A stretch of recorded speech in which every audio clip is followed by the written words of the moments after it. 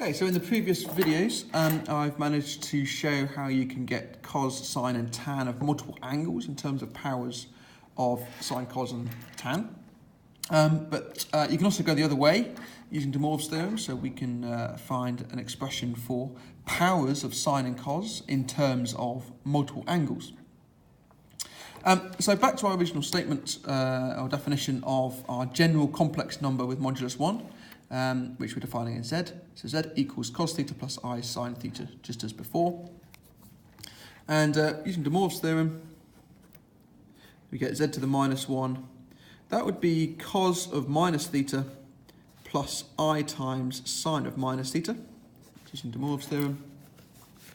But of course, cos is what we call an even function. So cos of minus theta is actually just cos of theta. And sine of theta is what we call an odd function, which means that sine of minus theta is in fact just minus sine of theta. So we end up with these two definitions, and these two combined actually allow us to do something quite powerful. Because if I take these two, z and z to the minus 1, and add them together, that gives me 2 cos of theta. Cos of theta plus cos of theta is 2 cos of theta. I sine of theta minus I sine of theta will disappear to 0. So that leaves us with this. Similarly, I could subtract them instead. So I do z minus z to the minus 1. This time the coses will cancel and the sines will combine. So I get 2I sine of theta instead. And I can take that one step further. If I had z to the n, that would be cos of n theta plus I times sine of n theta, as we've seen in previous videos. And z to the minus n would equal cos of n theta minus I times sine of n theta. And again, we can combine these two just as we've combined the first two. So we get z to the n plus z to the minus n is equal to 2 cos of n theta, and z to the n minus z to the minus n equals 2I sine of n theta. Okay, it's using these two definitions. And these four, or these two, but these four, we can use to our advantage. Okay, so you need to have those in mind for the entirety of this video. Z to the n plus z to the minus n is 2 cos n theta, and z to the n minus z to the minus n is 2I sine of n theta. These two, of course, are the same thing, but with n is 1. Okay, so keep these in mind, because I'll be using these throughout.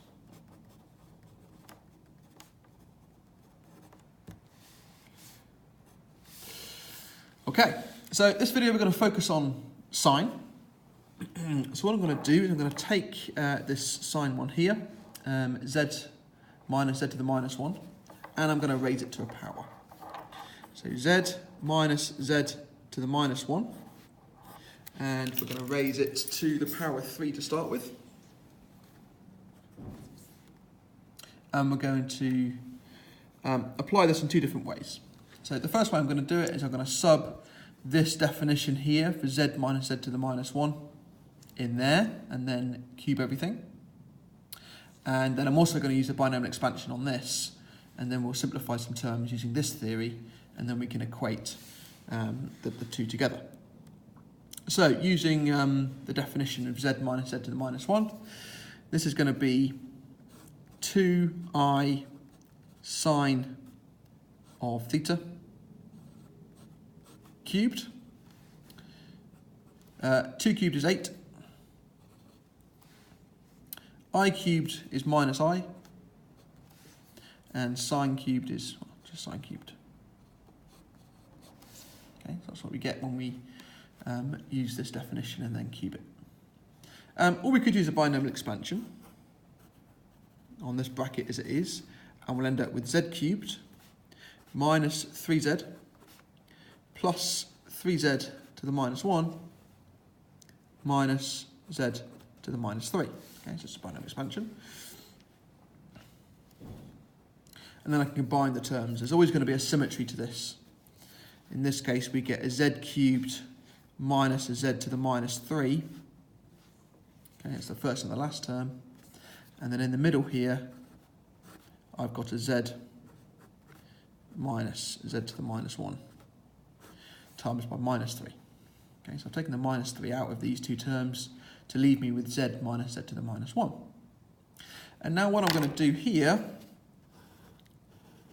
and here is apply this theory here.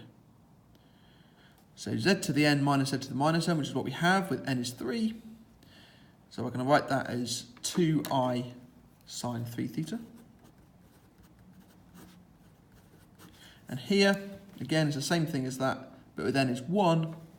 So we're going to end up with minus 3 times that, which is minus 6i sine of theta. So this bracket expanded is equal to this, but it's also equal to this. So therefore these two are identical.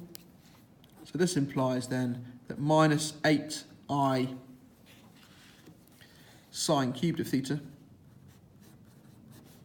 is identical to 2i sine of 3 theta minus 6i sine of theta. And then, of course, we can divide by the minus 8i to give us sine cubed as our subject. So divide by minus 8i. All the i's are going to cancel. This is going to change sign, and I'm going to divide it by 2 and then leave the 4 on the bottom. So it's going to be a 3 sine of theta minus sine of 3 theta divided by 4. That is my answer. And again, what we've done is we've used this complex number theory here, De'Moivres Theorem, to give us a very real identity for a power of sine. Okay, there's nothing complex about that, and that is completely real. A quick second example then. Let's do sine to the 4. So again, we're going to start with z minus z to the minus 1 to the 4.